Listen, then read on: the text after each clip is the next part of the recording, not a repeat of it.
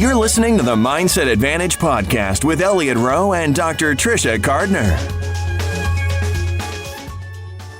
Hi guys, welcome to the show. Me and Trisha are here again, and this week we have Simon Jonas coming on, also known as Vegas Midas, and he's going to talk about traveling the world being a professional poker player. So Trisha, what do you have for us this week? Hey, I just saw some very interesting research. Now, I want people to be cautious, but still, I think it's interesting. A very high number of people suffer from depression, but they don't necessarily want to take antidepressants because they have a lot of side effects. A new study came out, and there is an herb called roseroot that has been found to be effective with depression, but has a lot fewer side effects. Now, having said that, there still could potentially be side effects. So for people who take antidepressant medication, which is prescribed by a doctor, about 2/3 of those would have side effects. With the rose root, only 30% suffered side effects. So you still are getting some. So I don't want anybody to just be like, great, I'm going to go buy, rose root and hope for the best. But it might be something to really discuss with a doctor if you either have some depression and maybe you've tried the antidepressant medication and it didn't work because you had too many side effects, or, maybe you have a little bit of mild depression and you don't necessarily want to go on a prescription drug. But check with your physician, and the herb is called roseroot, and just get a little bit more information. But for anybody suffering from depression, I think this could have some very exciting, ramifications. Yeah, I mean, that's really huge. And in terms of the impact on the drug as well, is it as good for depression as the SSRIs? Well, I think we're still going to want to see some more research, of course, but it does appear to be effective for mild to moderate depression. If you have severe depression, then probably a prescription medication is going to be your best bet. But if it's mild to moderate, this could be good for you. But again, always make sure you check with your doctor, because there are potential side effects. They do happen to be much greater for prescription drugs, but even with herbs and vitamins, minerals, anything like that, the potential is still there. So you always want to check with a physician before you add anything or subtract anything to your repertoire. Oh, some really positive research there. So fingers crossed that helps some people out. Okay, so let's give Simon a call. So Simon, thanks for coming on the show. If you could introduce yourself to our listeners. Hey, Elliot. Hey, Trisha. It's great to be here. My name is Simon Jonas, and well, I'm a professional poker player. I'm 29 years old from Germany, and I've never had a job aside from playing poker. Kind of just arrived there and had to stay around and really had to find out where does it take me. And it's just crazy what you experience over 9 stakes.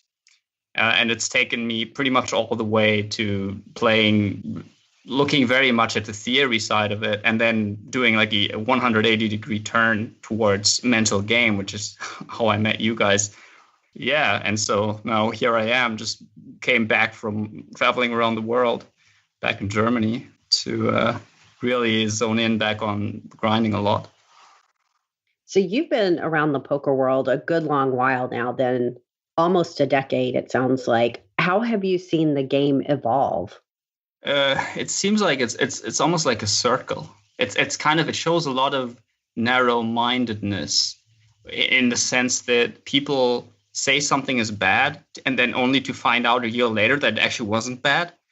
And so you always have these creative outliers who simply do what their passion, what feels right to them. And then that actually is right, no matter what everybody else says. That seems to be a very constant thing in poker. What's interesting that you bring that up is right now we're watching the November 9, although it's not really November. It started in October, but the final table of the main event of the World Series of Poker. And one of the players on there, they keep saying, oh, he's unorthodox because he takes lines, that they don't consider to be like textbook. Now, it just so happens he has all the chips right now. I don't know. Have you seen any of that footage or? or not? And if so, what's your thought? I haven't yet seen the November 9. What's the name of the player? His last name is Win. No, I'm not familiar with that, but it really doesn't surprise me, especially in a tournament. Interesting. Can you say just like a little bit more about why that would be so specific to tournaments? I feel like the tournaments are a little bit like a time machine in that they take you a couple of years back. So everybody's just a little bit behind the curve in what people do. And you almost get rewarded for playing a little bit stupid in a sense that you just do the simple things and people will reward you for that. But what that also means is that being creative against it just absolutely baffles people. Like they have absolutely no clue what to do against that because the only creative players that they encounter are actually so bad that they don't put them into tough spots at all. So suddenly, if a good creative player comes along, what are they going to do? There's just no way for them to figure out what to do. And I mean, is that something that you've been trying as well? Do you play many tournaments? Yeah, I've played a lot of them this year.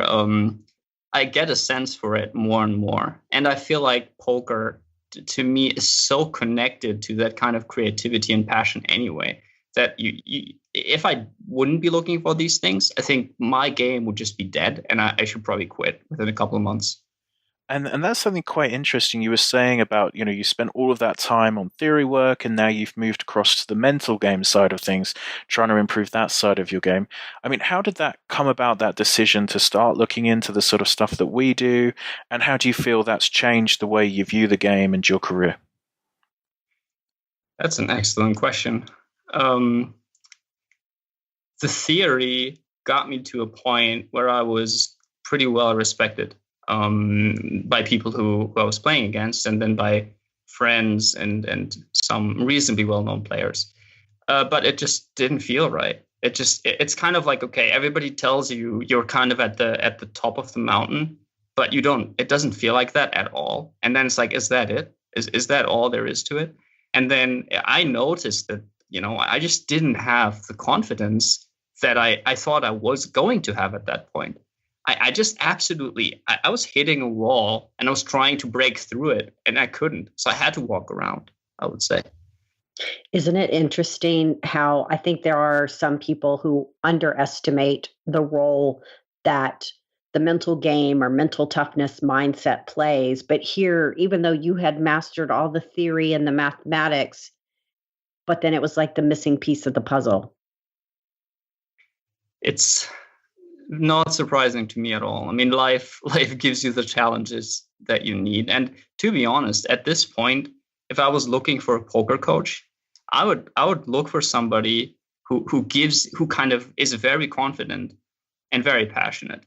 And I think you learn those things. Like those are things that you can learn from them. And that might be such a better way to use your time than to go into the maths where, there's books about that. Just read a book. I mean, Trisha, you have written like 2 books with Jonathan Little, right? And there's there's such amazing poker books out there that kind of merge a lot of different aspects.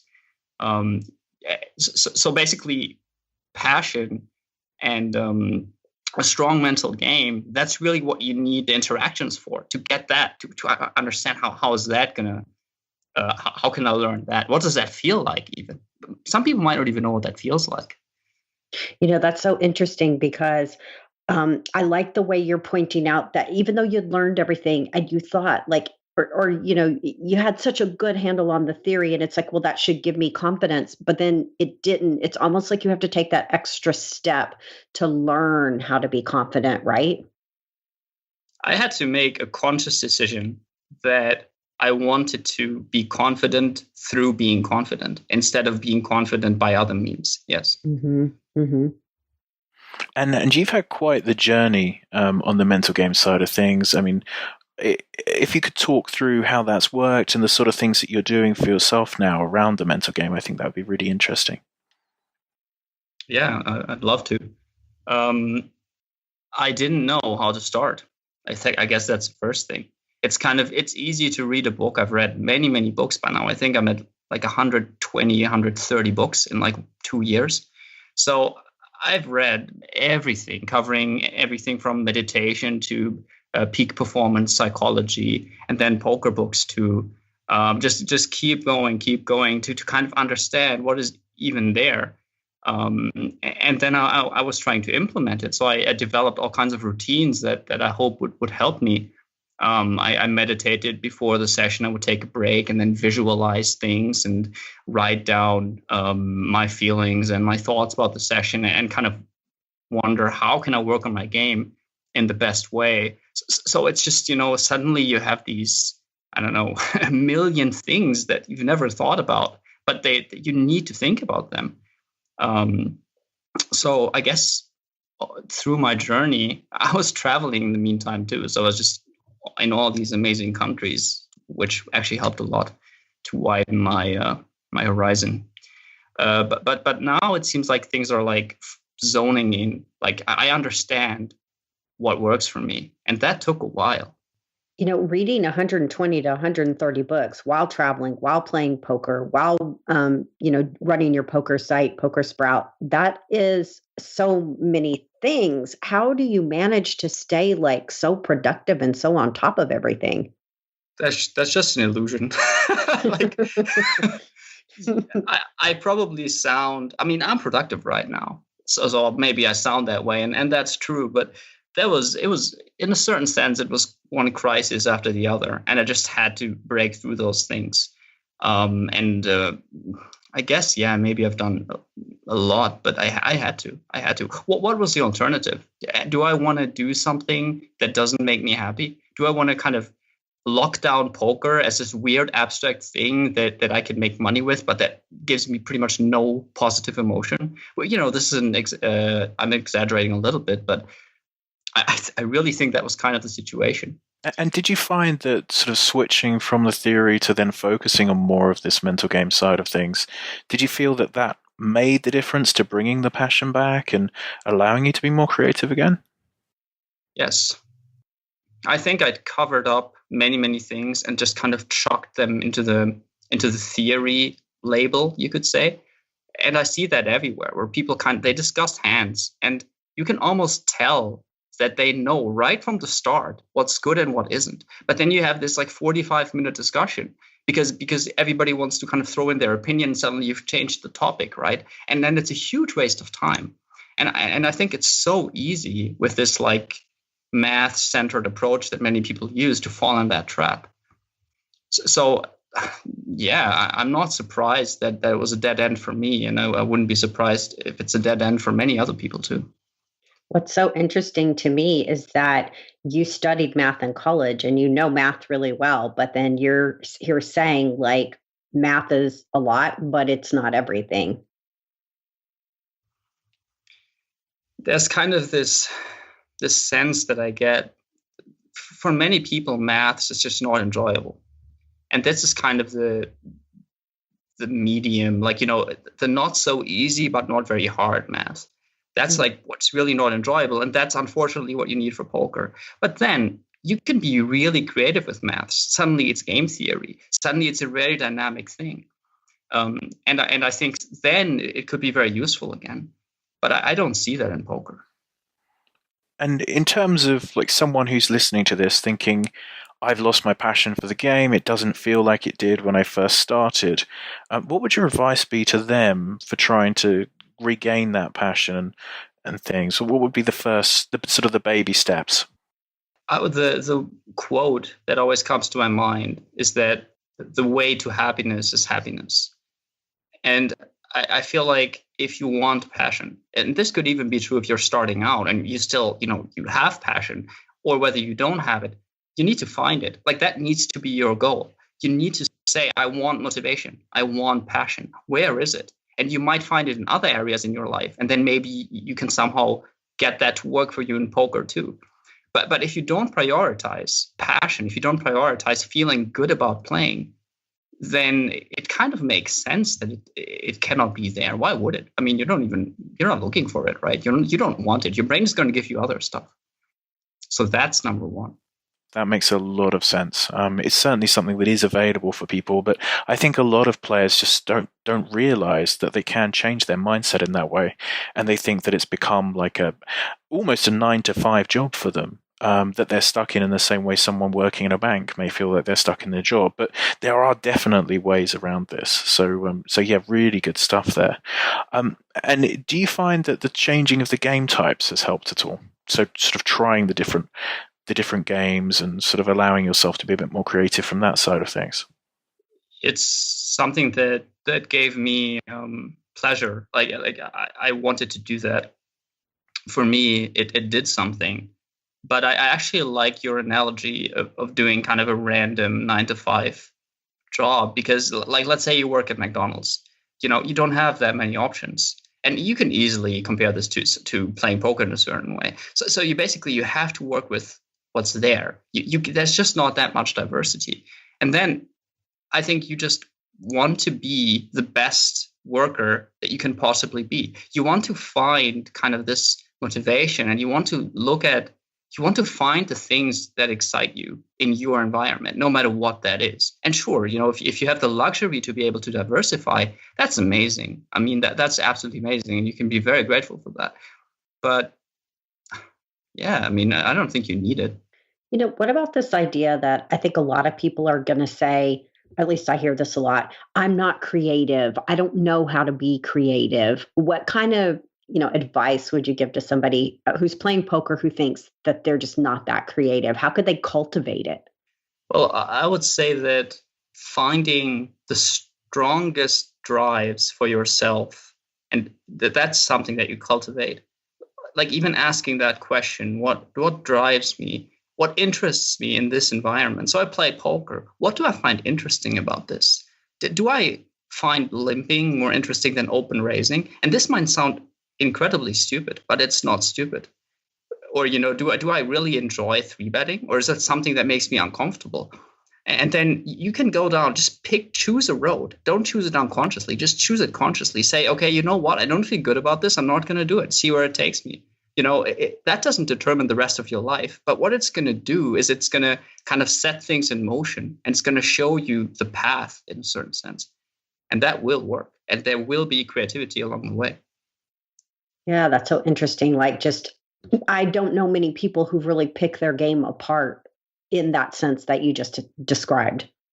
I guess it's scary, and it can certainly lead you to some dead ends, right? So it's kind of this comfort zone aspect of it, where of course you don't want to respect your comfort zone so much that you never go out of it. But I think to get you to know your comfort zone really well is a good step towards extending it. And I think that's something that many people don't even do, to really look at what is my comfort zone? What am I comfortable with? What's enjoyable to me?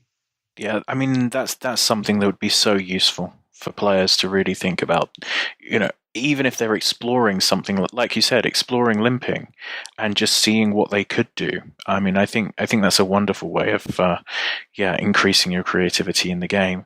And in terms of your year and your traveling, how did you find the traveling played into your poker? Was it very disruptive, or did the different parts of the world aid in this creativity in any way?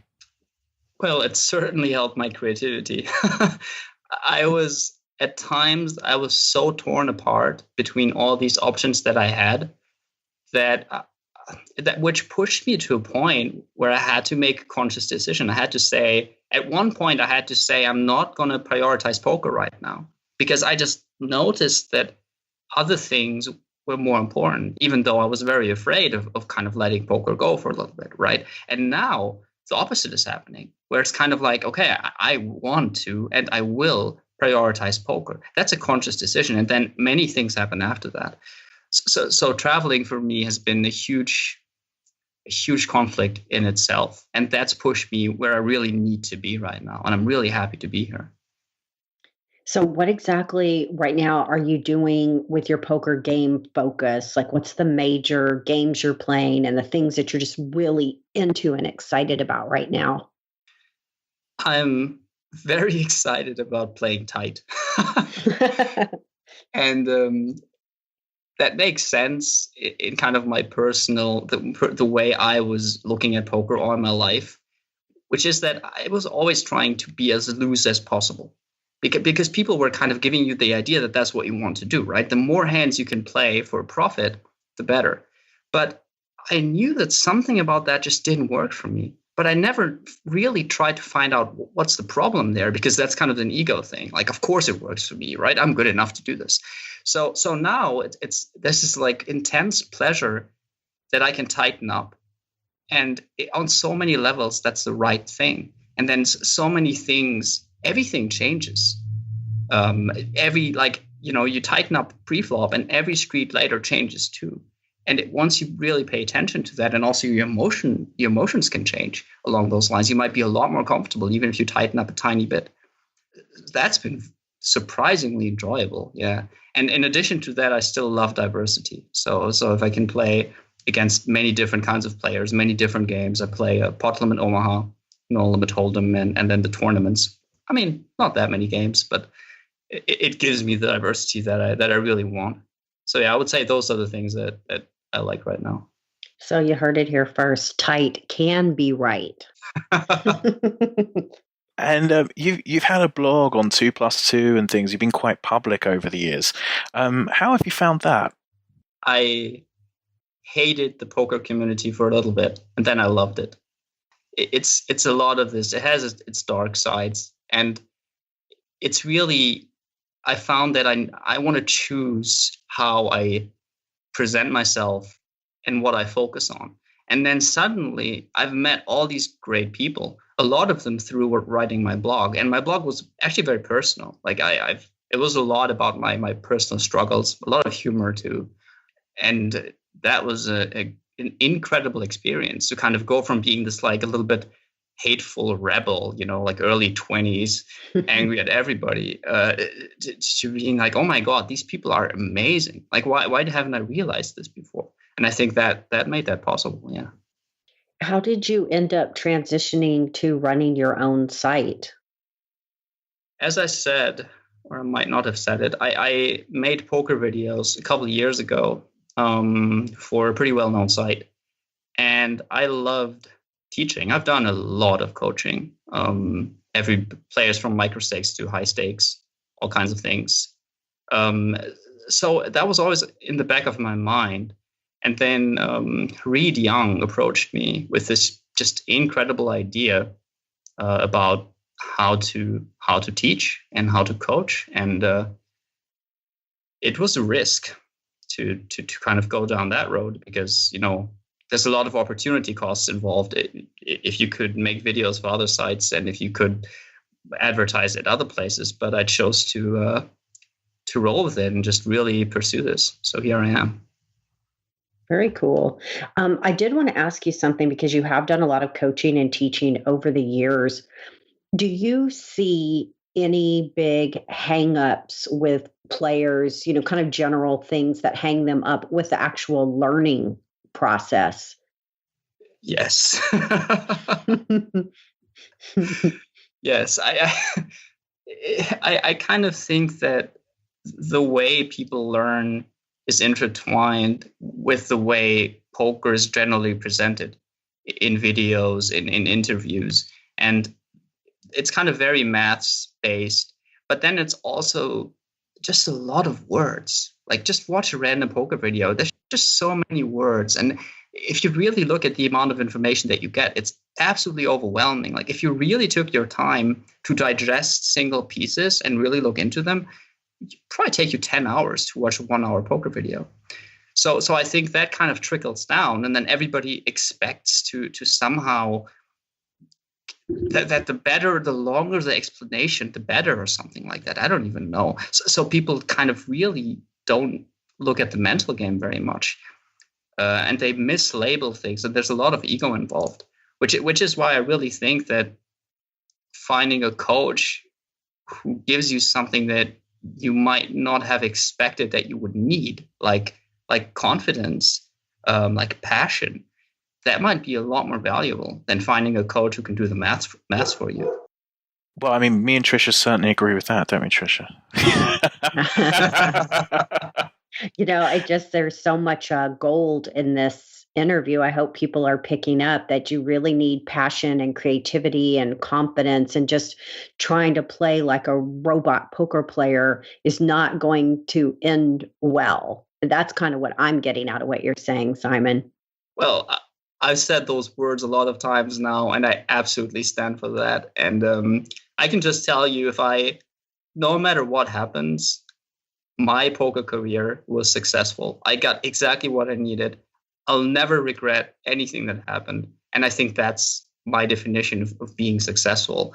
And I would not trade that for any kind of, I've made a lot of money, but I was really unhappy for 5 years or 10 years. Like, that just sounds atrocious to me. And then sort of over all of these years of poker and things, you must have some pretty good poker stories. So anything that you can think of sort of very amusing over the year, or any crazy mindset tilt that you've seen in yourself or in other people, or anything like that you'd like to share with our listeners? I mean, I'm not sure how sensitive this is. I'll just kind of start talking. I was living with some pretty well-known players on Malta for like half a year. One of them was Zaza, who's, I think, very well-known now. He plays pretty much almost the highest stakes on PokerStars. And those 6 months were just absolutely crazy. It was just basically personalities were just falling apart. And we for like a couple of weeks where I had a knife next to my bed. I was so mad and angry at everybody. And this is like, there's some humor in all of this. It might sound like a lot more serious than there's just everybody rebelling against everything, everybody going absolutely crazy. Like it really gave me a lasting impression of what happens when you take these, very high pressure grinders, put them into one apartment with pretty much no knowledge about mental game whatsoever, and then you just watch it blow up. Sounds like a reality TV show that you were some days I was telling friends about it, and I was just like, this sounds like Hangover, the movie. Like, I couldn't even, how could they possibly believe me? But yeah, it was like that. And yet somehow you made it out alive. And you're able to continue playing and traveling and having a great time with poker. Yeah, that was probably like the low. Maybe that taught me a lot more than I gave it credit for. Yeah. And just thinking about that for a second, because there will be people in grind houses right now who this is hitting a nerve with. What lessons did you learn, and what would you do differently living with poker players in the future? Since then, I lived with a Swedish high-stakes player. His screen name is Longpull. I think some people might know him. And that was pretty much the best experience of my life. And I couldn't really tell you what I did differently, but if I had to guess, I would say that it's kind of an intention again. I think in Malta, I just didn't have an intention. It was almost like, let's just do something crazy. Like, I had no idea where it would go. I didn't even know the guys pretty much. But this time I knew that productivity was the goal, that there were things that I really had to get right. And then, I guess law of attraction or something. Like, if that's your intention, that's what you're going to get. It was awesome. It's kind of interesting, though, because in a way you didn't go to the Malta house with intention, but then in a way you did, because your intention was, I'll just freewheel it and be crazy. And then you saw what happened. Yeah, you nailed it. So even when we think we don't have intention, sometimes we do, if you know what I'm saying. Yeah, absolutely. That's kind of where I would say everybody picks their intention unconsciously, and you can just make a choice to make it conscious and then watch what happens, right? And you wanted a good story for a podcast in the future, didn't you, Simon? So yeah, absolutely. Those are my mind 24/7. And then where can people find out about your coaching and the training side and things? Like, what are the details from that side? Yeah, so training site is called PokerSprout. Trisha mentioned it, and we teach. We're passionate teachers, and the whole question going into it was, how can you present things in a way that people actually take a lot from it, instead of being mildly entertained and overwhelmed? And we figured, okay, this is for beginning players, but because I'm on board, like, I make sure that everybody gets something out of it. Like, the people who I talk to and live with, they are pretty much the guys who I show the videos to, and a lot of them really like them. So it's just kind of this very short videos that teach you exactly what you want to know, nothing more, nothing less. And then there's some interaction there too, where you solve a quiz at the end to make sure that you understand. And essentially, you're kind of forced to make a decision. You just watch like a 10-minute video, and then you go and apply that, right? It's very hard to procrastinate when somebody gives you something like that. And that's our hope, that it kind of makes you more productive watching these videos. Well, that's a really interesting concept. It really goes against everything. I mean, and I think it's great that it goes against it, because everything we know from the research indicates that shorter learning materials are better. Having a quiz is better. Having a mission is better. All that is better, but it goes against the grain, which is, watch a 90-minute video, which we know doesn't work very well. So my hat's off to you for that. Yeah, that's thank you very, very much. It's great to hear that from you. Mm-hmm. I'm going to go check out PokerSprout. Reed, he's actually contacted me a couple times, and I don't know why we've always just sort of missed each other. But now that I've heard you talk more about it, I'm really inspired to go take a look at it. Well, yeah, I mean, that would be absolutely amazing. And I hope that you could give me some more input and we could improve what we do even more.